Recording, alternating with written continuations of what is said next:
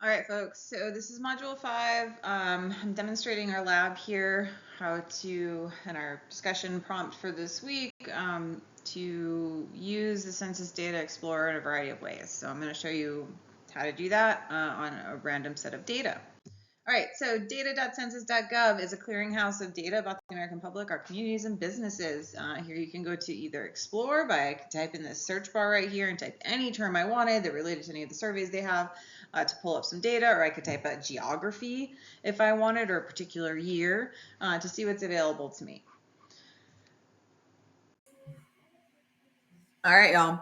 So we're going to demonstrate here how to use the data.census.gov website to pull tables and maps. So first we'll do a table. I just clicked on tables, the menu option from the top right hand of the web page my landing page when I got to data.census.gov.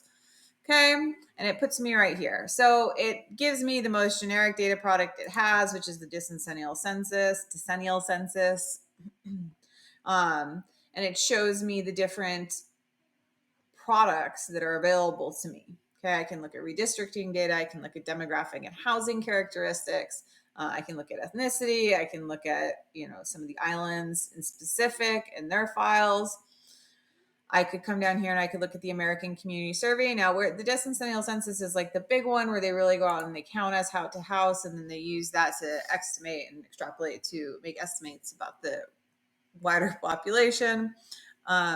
The American Community Survey is a much more rapid, small-scale annual or 5-year survey that runs where we can get information on such things as age and sex, income, things like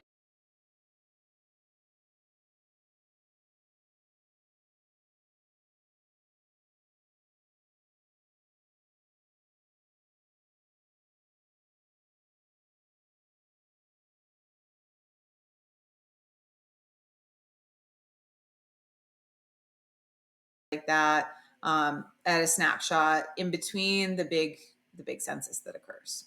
Okay, so we also have some others here as well. If we were to click on filters, come down here, we can see the survey options available to us. The American Community Survey we just spoke about, as well as this decennial census. There's also an economic census that looks more at businesses. For example, say I wanted to know how many franchises there were by states, and I was interested in what that looked like. I might select that. I could come in here and I see full service restaurants, all restaurant establishments, total owned, franchisor, franchisee owned. I could then add some geographic variables to that if I wanted. Say I wanted county, maybe. Nope. State. Will it give me place? Nope. Let's do state. We'll say all states, including Puerto Rico and the islands. So as I was selecting my filters here, the data underneath, I'm not sure if you noticed over here, was changing. So now I've gone from what was originally, 53,000 potential options for me here to select from down to 2. Okay. So I'm going to go ahead and hit that side chevron. It's still here. If I need it, I can pop it back open. If I want all of that, filters and results, I'm going to close that so I can look at my data now. So now it looks like I have got data for each state geography for this particular NASAX code, which is a way of classifying different industries and businesses. And so we've got full service restaurants, all establishments total, so however many there are in Alabama in the year 2017, the total number of those that are franchise establishments, and then how those franchise are held from an ownership perspective. Is it franchisee or franchisor? Okay. This goes through all states. So I'm happy with this table. Maybe I am only interested in one aspect of this. I want to know how many full service restaurants overall there are. I don't care how they're owned or how they're held. Maybe I do. So if at this point I've decided I've got some data that I'm interested in now, I'm going to go ahead and export that.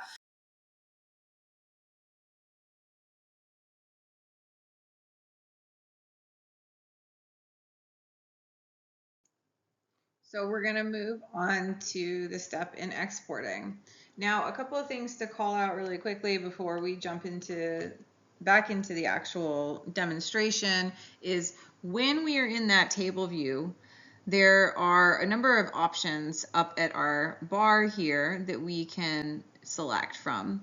And so in this video, we're going to specifically do the Excel, CSV, and zip file ones, but you can, depending on the survey that you selected and what's available for it, have additional options appear to filter if you wanted to, for example, right within this tool before you export.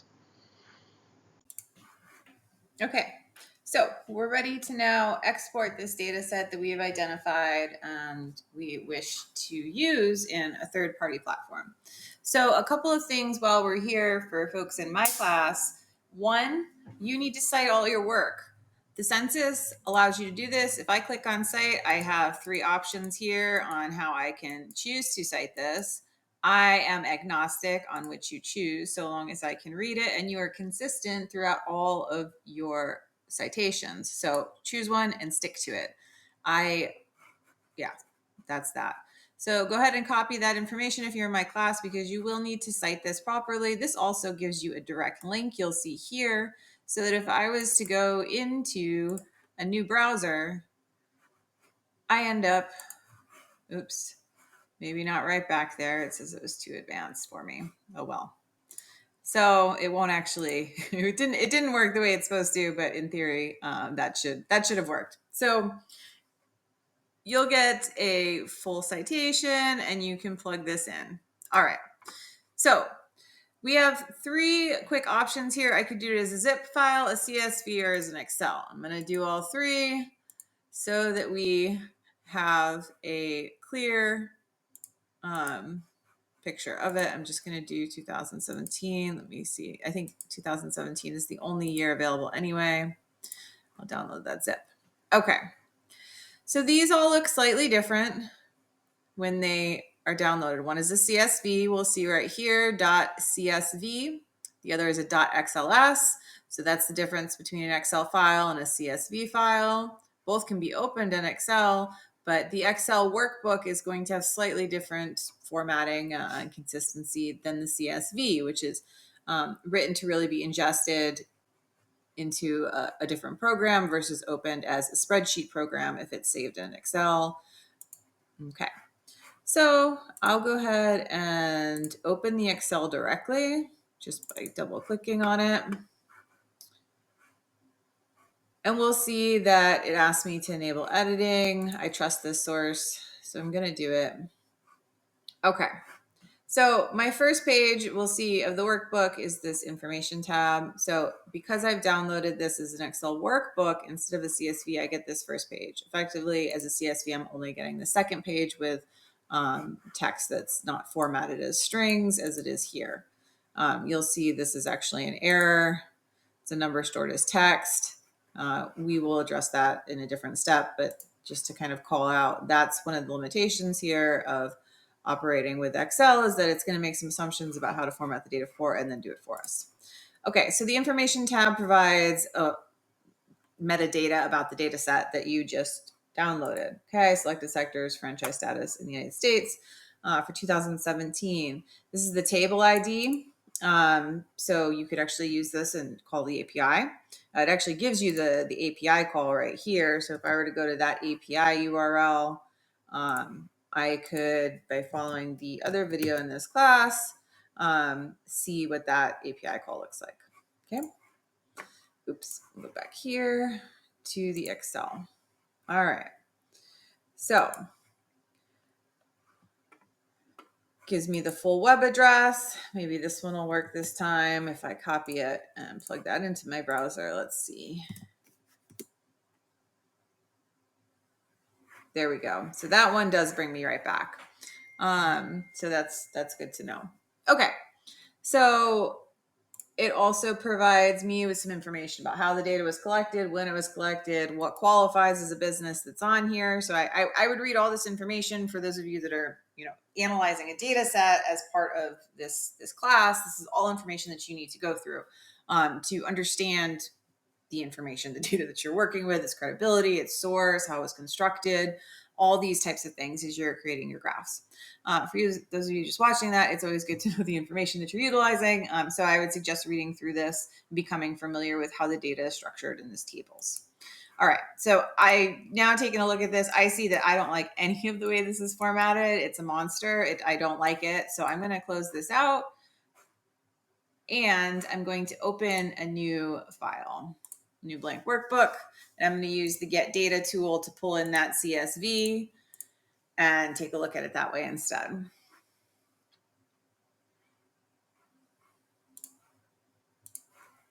Okay, it comes as this, the file name is always going to be, the economic community survey. It'll give us the year, franchise table, all of that is also right there, as well as our download date.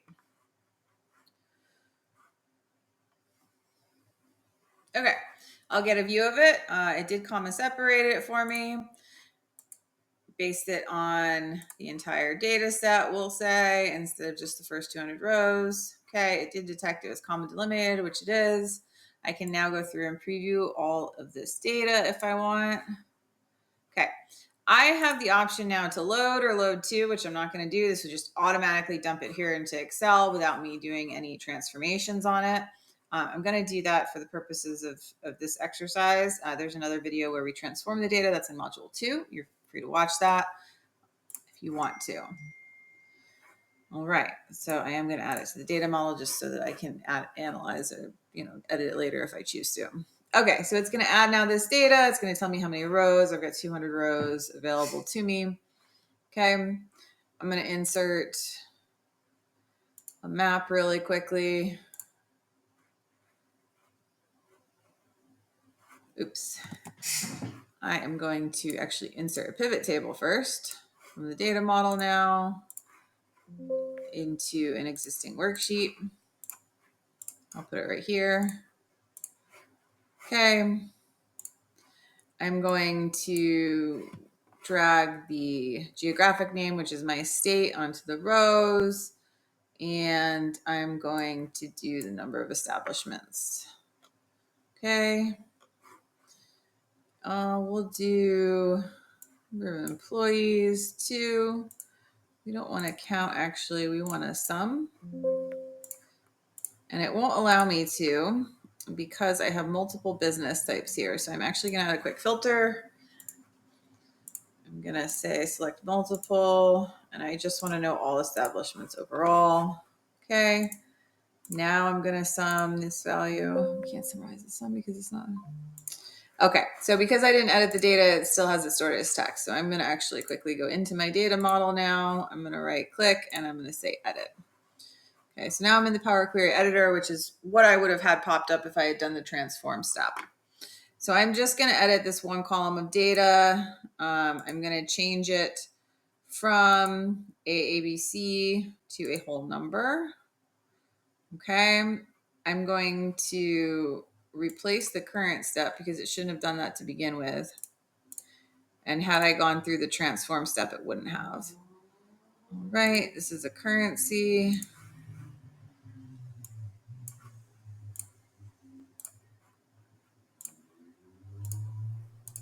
All right, so I am right now, again, using Power Query in the data model to just make some really quick edits to all the data in this particular column. I'm going to leave this as a year because whatever.